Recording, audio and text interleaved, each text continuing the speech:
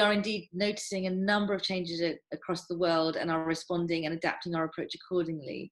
And within these next few minutes, I will seek to broadly and briefly give insight and to look at and start to address what we are seeing is happening.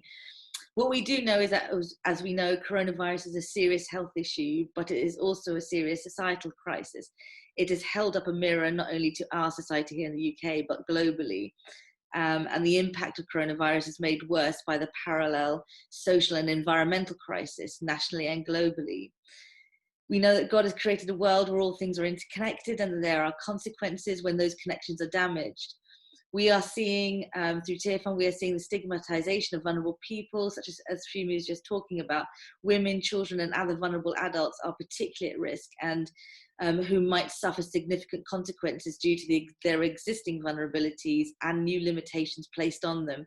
Confinement and isolation, disruption of social networks, and new stress on households are already increasing gender-based violence. School closures are exposing girls to sexual violence, unwanted pregnancies, and the care burden and disruption of livelihoods are more likely to affect women and girls during this period, where women make up 70% of global health workers.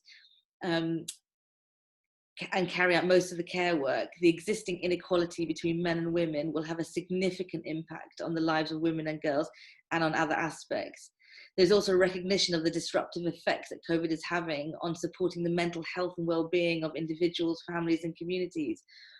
Our Bangladeshi country director recently stated on Cox's Bazar camp that sanitation and hygiene facilities in the camp are really inadequate, and the streets are narrow and crowded, and so social distancing is extremely difficult. And currently there are not enough hand washing facilities. And a denominational leader in Angola recently wrote that regarding food security, I must say that right now people are consuming the product that they were reserving as seed planting for 2021. After having sold the production collected in the months of December and January, most of them have nothing to eat to sustain them in this period of lockdown isolation. I mean, a lot of people could die of hunger instead of being killed by COVID-19. Church intervention is needed in this regard in order to help the most vulnerable people and poor Christians. Food insecurity, social isolation, lack of hygiene, material for prevention and combat of COVID-19, etc., makes threats to the church here in my region even more prominent.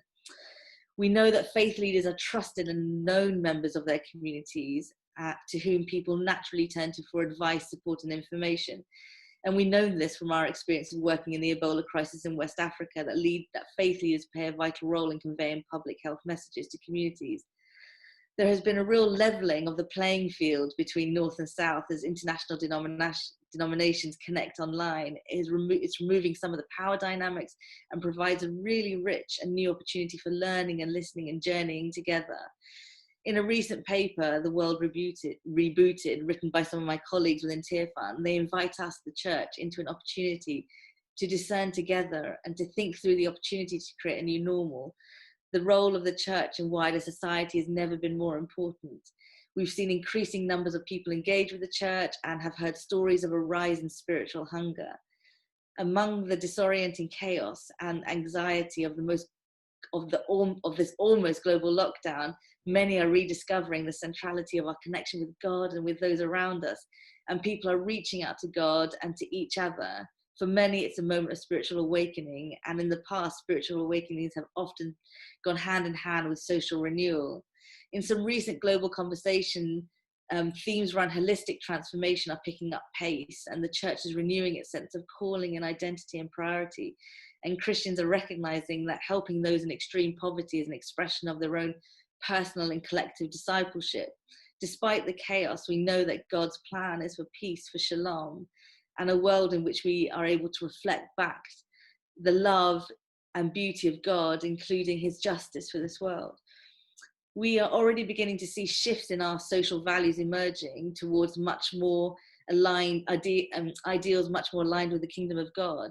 And this may be that once in a lifetime opportunity to reshape society globally, but it's not guaranteed. So could we move from an I alone to we together, or do we fall back to the old normal? Or do we move from valuing productivity above all else to valuing life? We could go into a dangerous direction where lockdowns result in a rise of racism and division. Inequalities are worsened, where vital aid to developing countries is reduced, and the economic stimulus package prioritizes polluting industries. Finally, could we go from small tweaks to a new way of being? We could truly embrace these shifts that we're seeing emerge. We could live in the knowledge that our decisions affect everyone else and refuse to define people by their productivity or social status, instead valuing them as the image of God. We could pursue economic recovery measures that fast-track action against the climate emergency, protecting vulnerable people and creating greater global solidarity. We could reboot the world in a way that reduces the racial and economic and other inequalities exposed during this crisis. The dignity of human life, the centrality of community, and the flourishing of all people and creation. These values are so intrinsic to our Christian story. I hope that helps start part of the conversation. Back to you, Cheryl.